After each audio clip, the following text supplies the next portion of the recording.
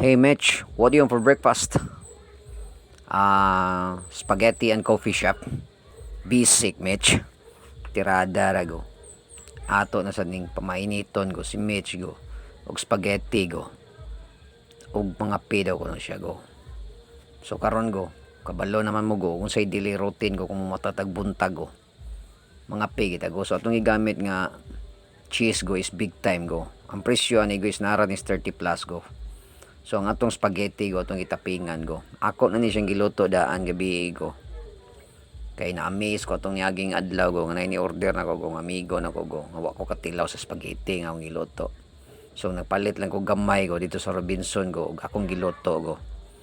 Kay mura man ko giganahan kog kaog spaghetti go. Dinasa day hot sauce go nga Silver Swan. Silver Swan baka naman.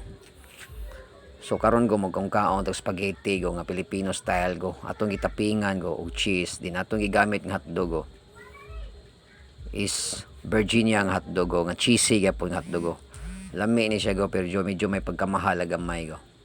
So nagtoppings ta go og spicy sauce diri sa atong spaghetti go. Lami na siya go isuwag kape go. Kung mga pe mo go. Pero ako go mao ni akong naandan go. Nga kada matas buntag sayo go. Mga payo ko go kay di man ko ganahan mo og kanon go. Ako ang style go kape, pan, na biskwit go. Pites na nako go. Di mo sugo din tagtrabaho sa trabahoon go.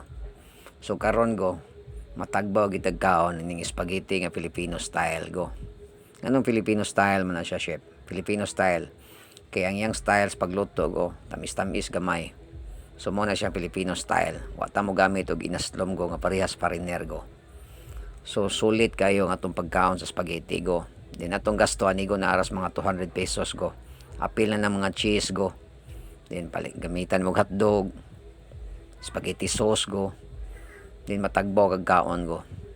So wa man tay lain choice go. Ato yung hotdog luto go kay wa tay refrigerator sa balay. Kay gaabang rata diri go. So lami na kay itong pangape go. Din ato ding gigamit nga kape go is Gold Intense Coffee Gold.